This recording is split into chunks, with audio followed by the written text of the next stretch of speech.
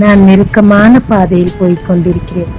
எனக்கு ஒரு விசாலம் உண்டானால் நலமாயிருக்குமே என்று யோசிக்கும் ஆத்மாவே, இன்று கர்த்தர் உங்களுக்கு சொல்லுவது 2 சாமுவேல் 22:20. என் மேல் அவர் பிரியமாயிருந்தபடியால் விசாலமான இடத்திலே என்னை கொண்டு வந்து என்னை தப்புவித்தார். தாவீதுக்கு எல்லா விதத்திலும் நெருக்கம் இருந்தது. என் தகப்பனும் என் தாயும் என்னை கைவிட்டாலும் என்று சொல்லுகிறார். தகப்பனால் தாயால் கைவிடப்பட்டார், சகோதரர்களால் அற்பமாய் எண்ணப்பட்டார். தன்னுடைய மானசீக குருவாய் நினைத்த சவுல் இவரை கொல்ல வகை தேடினார்கள்.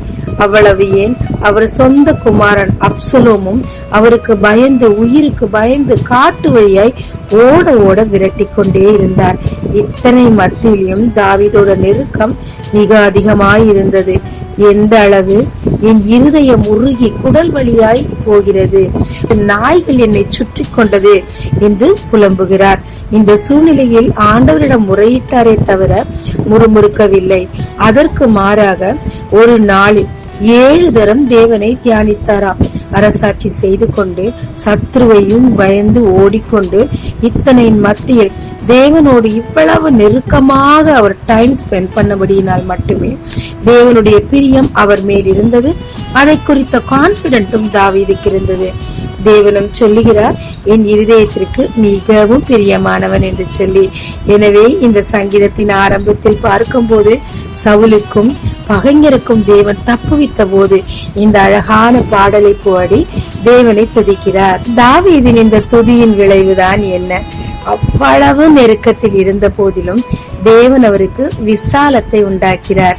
எந்த மட்டும் யூதா, இஸ்ரேல் முழுவதற்கும் இவரை ராஜாவாக்கினார்.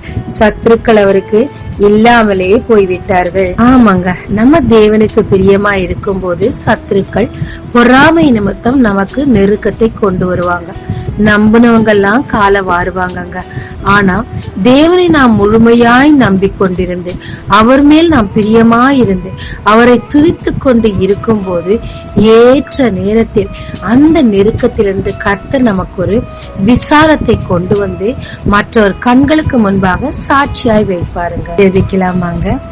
தேவரீர் என்னை விசாலத்தில் கொண்டு வந்து விடத்தக்கதாக, உம் பிரியம் என் மேல் இருக்கத்தக்கதாக உம்மோடு டைம் ஸ்பெண்ட் பண்ண எனக்கு கற்றுத்தாரும்.